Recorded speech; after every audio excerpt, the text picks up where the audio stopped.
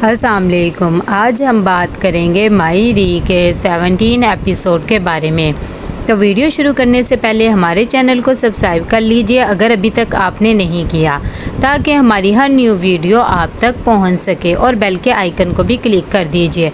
यहाँ पर फैमी को जैसे ही पता लगता है कि सारे ट्रिप पर गए हुए हैं तो वो घर आकर बहुत ज़्यादा ववेला मचा देती है और कहती है मुझे तो किसी ने पूछा नहीं। तभी ज़हीर और समीना आते हैं और उसे कहते हैं कि अचानक ही बस बच्चों का प्लान बना, ऐसी कोई हमारी प्लानिंग नहीं थी। आज के बाद अगर कभी बनेगा तो तुम्हें भी पूछ लेंगे। उसकी अम्मी भी उसे समझाती है कि ऐसी बात नहीं है, बस अचानक प्लान बना था, भाई को छोड़ दो। उन्होंने माफ़ी भी मांग ली है। यहाँ पर ज़हीर फिर समीना को कहता है आ जाओ, मेरा कुर्ता निकाल के दे दो, मैंने कहीं जाना है। बाद में फैमी अपनी माँ को फिर कह रही होती है कि देख लें, आपकी बहू ने एक दफ़ा भी मुझसे सॉरी नहीं कहा, ना ही उन्हें कोई पछतावा है। अब मुझे ना कहना, इनसे तो मैं सूद समेत बदला लेकर ही रहूँगी। ये अपने आप को क्या समझती है, मेरी बेटी का भी इतना बुरा दिल है। यहाँ पर फ़ाखिर जब रेस्टोरेंट में बैठा होता है तो कहता है कि इतना फजूल रेस्टोरेंट है, इससे अच्छा तो ढाबे का ही खाना था।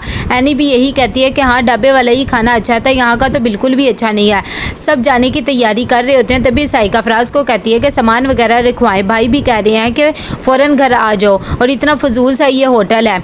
यहाँ पर जब ये दोनों बातें कर ही रहे होते हैं तो फ़ाखिर कहता है कि मेरे तो तुम बहुत जल्दी बताते थे सबको, अब मैं भी हमजा के बारे में बताता हूँ। इसी दौरान वो अपनी फुप्पो को भी आवाज़ लगा लेता है, लेकिन एनी उससे माफ़ी वगैरह मांगती है और उसे कहती है कि ना बताओ वरना मेरा स्कूल तक छूट जाएगा, तुम तो लड़के हो, तुम्हें तो किसी ने कुछ नहीं कहना।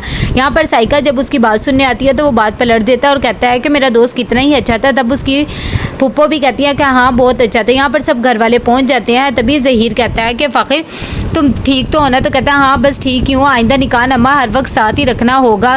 किस किस पुलिस वाले से आप बात करेंगे, जिस पर ज़हीर को बहुत ज़्यादा गुस्सा आता है और कहता है कि इसे तो ज़रा भी तमीज़ नहीं है। तब समीना उसे समझाती है कि क्या हो गया, ऐसे ना किया करे रिएक्ट। एनी भी कहती है कि बड़े अबू वहाँ पर भी सब फ़ाखिर नहीं संभाला था, बस लॉकअप की वजह से वो थोड़ा सा परेशान है। यहाँ पर जब घर आ जाती है तो साइका का मूड बहुत ज़्यादा ख़राब होता है और कहती है कि खज्जल ख़राब होकर आ गए हैं। फैमी भी आ जाती है और कहती है कि अगर किसी के साथ ज़्यादती करो तो ऐसा ही होता है। वो कहती है कि मुझे बातें ना सुनाओ, जाके जिसने भेजा उसे सुनाओ। उसकी अम्मी भी समझाती है कि हद हो गई, तुमने भाई से इतनी बात भी कर लिया, उनसे गिला भी कर लिया, फिर भी तुम ये सब शुरू हो।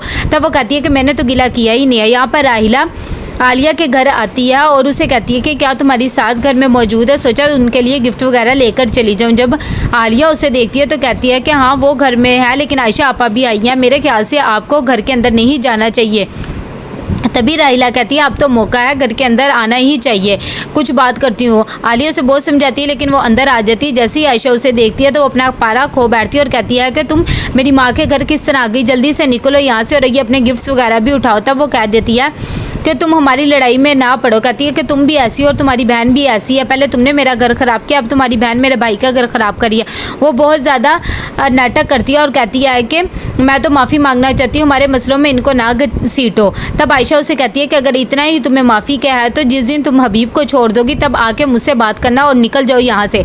जिस बात पर राहिला भी चली जाती है और वो बाद में जमशेद को कहती है कि इसके गिफ्ट्स वगैरह भी उठाकर यहाँ से फेंक दो। अपनी अम्मी को भी वो बहुत ज़्यादा कहती है कि देख लें आपके होते हुए भी ये यहाँ तक आ गई। तभी उसकी अम्मी उसे दिलासा देती है और कहती है कोई बात नहीं। यहाँ पर फैमी को बहुत ज़्यादा गुस्सा आ रहा होता है जब साइका उसे ट्रिप की पिक्स वगैरह सेंड करती है। वो कहती है एक तो हमें लेके ही नहीं गया, ऊपर से कैसे पिक्स सेंड करिए, इन्हें तो मेरी बच्ची का भी ख्याल नहीं है। तभी वो कहती है मुझे तो बिल्कुल परवाह नहीं है। जिस पर उसके हस्बैंड भी कहते हैं कि क्या हो गया, तुम लोग को सिर्फ ट्रिप की पड़ी है, अपने भाई साहब की भी होनी चाहिए, मुझे तो उनकी फिक्र है। और वो अपनी बेटी को भी समझाते हैं कि ऐसी बात नहीं सोचते हैं, तुम सब कज़न हो। यहाँ पर फ़ाखिर आके जब आमना को सब बात बताता है तो उसे बहुत ज़्यादा हंसी आती है। वो कहती है कि मुझे तो सोच के हंसी आ रही कि तुम अपनी बीवी के साथ गए थे, फिर भी तुम्हें पुलिस वालों ने पकड़ लिया था। फ़ाखिर कहता है कि मुझे तो उस टाइम खुद कुछ समझ नहीं आ रहा था, लेकिन तुम जैसी भी हो मेरा मूड ठीक कर देती हो, चाहे मैं जितने मर्जी गुस्से में हूँ। यहाँ पर किरण बहुत ज़्यादा परेशान होती है जब उसे पता लगता है कि इसका फिर से एनी से सामना हो गया था। तब वो कहता है कि शुक्र है तुम्हारी वजह से मैं चला गया था और एनी की मदद भी मैंने कर ली।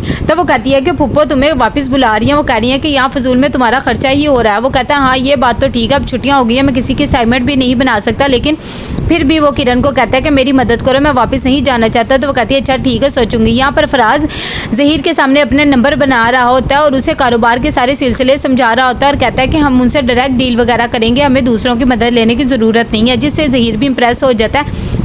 और कहता है हाँ मैं हबीब से बात करूंगा। यहाँ पर एनी पढ़ रही होती है कि इतनी देर में उसे हमज़ा की कॉल आ जाती है। जैसे ही वो उसकी कॉल का पता लगता है तो वो एकदम हैरान हो जाती है। तो हमज़ा को कहती है कि शायद तुमने पैसे लेने के लिए कॉल की, लेकिन हमज़ा कहता है मैंने पैसे लेने के लिए नहीं कॉल की थी, मैं तो सिर्फ तुम्हारी खैर खैरियत मालूम कर रहा था।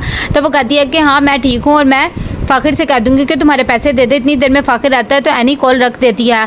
जैसे ही फ़ाखिर उससे पूछता है तो कहती है कि मेरी एक दोस्त की कॉल थी और अच्छा ठीक है अभी मैं पानी पीने जा रही हूँ। फ़ाखिर को थोड़ा सा खटका उठता है कि ये दोस्त की कॉल थी लेकिन ऐसे बिहेव क्यों करिए। वो उसका फ़ोन चेक करता है और नंबर ले लेता है और कहता है कि पता लगवाता हूँ ये कौन है। यहाँ पर आलिया बहुत ज़्यादा परेशान होती है और जमशेद से बिल्कुल भी बात नहीं कर रही होती। तभी जमशेद कहता है कि तुम मुझसे क्यों नहीं बात कर रही। तो वो कहती है मेरे आपा के साथ कितनी ज़्यादती हो रही है, अभी भाई तो उन्हें किराए तक के पैसे भी नहीं देते, इतना बुरा उनके साथ सलूक करते हैं। आपकी बहन तो अपने घर में बैठी हुई है, मेरी बहन के साथ कितनी ज़्यादती हो रही है। तभी वो कहता है कि ये इन दोनों का निजी मामला है, हमें इसमें नहीं पड़ना चाहिए। लेकिन आलिया फिर भी उसे कहती है कि मैं यही चाहती हूँ कि आप अपनी बहन को समझाएं। तब वो चुप हो जाता है। यहाँ पर फ़ाखिर जाकर हमज़ा को कॉल करता है और उसे कहता है कि मैं फ़ाखिर बात कर रहा हूँ। हमज़ा भी उसकी बात सुनता है और वो उसे एक प्लान बताता है कि तुम इस प्लान पर अमल करो और वहाँ पर मिलने के लिए बुलाता है। हमज़ा भी मान जाता है कि ठीक है चलो मैं आ जाऊँगा। यहाँ पर हबीब जाता है फहमी के पास और उसे सारा किस्सा बताता है कि कैसे साइका और फराज कारोबार में भी अब हिस्सेदारी कर रहे हैं। पहले उन्होंने घर में हिस्सा मांगा, जब फहमी को ये बात पता लगती है तो वो कहती है ये तो वैसे ही बहुत चालाक है और फराज को बिल्कुल भी तुम कारोबार में ना आने देना। तभी हबीब कहता है कि मैं आने तो नहीं दूंगा लेकिन वो बहुत चालाकी से कर रहे हैं, उनकी वजह से आज पहली बार भाई साहब ने भी मुझसे इतने सख्त लहजे में बात करी है। तभी वो उसे कहता है कि तुम भी घर में जाओ और पता लगाओ कि इन दोनों के इरादे क्या हैं। तो वो कह देती है कि अच्छा ठीक है मैं पता लगाऊंगा। यहाँ पर एनी तैयार हो रही होती है क्योंकि फ़ाखिर ने उसे कहा होता है और फ़ाखिर कहता है कि आज तुम बहुत ज़्यादा प्यारी लग रही हो, तुम्हारे लिए एक सरप्राइज़ है। एनी कहती है कि अच्छा ठीक है। दोनों एक रेस्टोरेंट में जाते हैं। एनी बहुत ज़्यादा खुश होती है और कहती है कि क्या तुम्हारा यही सरप्राइज़ था। तो फ़ाखिर कहता है नहीं सरप्राइज़ तो अभी आना। इतनी देर में हमज़ा भी वहाँ आ जाता है। जब एनी उसे देखती है तो हैरान रह जाती है कि हमज़ा यहाँ पर क्यों आया है और वो उससे भी सवाल करती है। तब फ़ाखिर उसे कह देता है कि मैंने इसे बुलाया है तुम्हारी मुश्किल आसान करने के लिए, वैसे भी ये तुम्हें बहुत ज़्यादा पसंद करता है और तुम भी इसे पसंद करती हो और मैं ऐसा नैरो माइंडेड नहीं हूँ। अगर तुम दोनों ने शादी करनी है तो कर लो, मुझे इससे कोई भी सरोकार नहीं है। जब ये बात एनी को पता लगती है तो वो बहुत ज़्यादा गुस्सा करती है और कहती है कि हद हो गई, तुम मेरे बारे में ऐसे सोच रहे हो। और वो फ़ाखिर को थप्पड़ भी लगा देती है सबके सामने। जब वो उसे थप्पड़ लगाती है तो हमज़ा भी एकदम चौंक उठता है। एनी उसे कहती है कि अगर तुम्हें मेरे साथ रिश्ता नहीं निभाना तो ना निभाओ, मुझे छोड़ना है तो छोड़ के चल जाओ, लेकिन मेरे कंधे पे ऐसे बंदूक रख के ये सब कुछ ना हरकतें करो। यहाँ पर जैसे ही ज़हीर को कॉल आती है कि उसकी फैक्ट्री में आग लग गई है, उससे ये सदमा बर्दाश्त नहीं होता और उसे फिर दिल का दौरा पड़ जाता है। वहाँ पर साइका भी मौजूद होती है और वो सब घर वालों को आवाज़ देती है कि भाई साहब की तबीयत बहुत ज़्यादा ख़राब हो रही। इतनी देर में उसकी अम्मा और आयशा भी आ जाती है। तभी वो उसे उठाकर हॉस्पिटल लेकर जाते हैं। यहाँ पर हबीब को जब पता लगता है कि आग लगी है तो वो भी बहुत ज़्यादा परेशान होता है और वर्कर पर भी चिल्ला रहा होता है कि कैसे लग गया। तभी फराजू से कहता है कि तुम लोग को ध्यान देना चाहिए था, ध्यान तो कोई देता है नहीं है, इस वजह से ये सब हुआ था। वो फिर वर्कर्स को कॉल करता है और उसे कहता है सारी आग वगैरह बुझाओ और नुकसान कितना हो गया भाई साहब ही तुम लोगों से बात करेंगे। तभी वो फ़ोन करता है बार बार भाई साहब को, लेकिन वो कॉल नहीं उठाता। तो फराज उसे कहता है कि तुम्हें ये सब कुछ देखना चाहिए था। तब हबीब कहता है तुम कौन होते हो मुझे कहने वाले। तो कहता है कि तुम भी यहाँ पर एक मुलाजिम ही हो काम करने वाले और मैं भी तुम्हारे साथ काम ही करता हूँ, मेरा फ़र्ज़ बनता है अगर तुम गलती करो तो मैं तुम्हें समझाऊँ।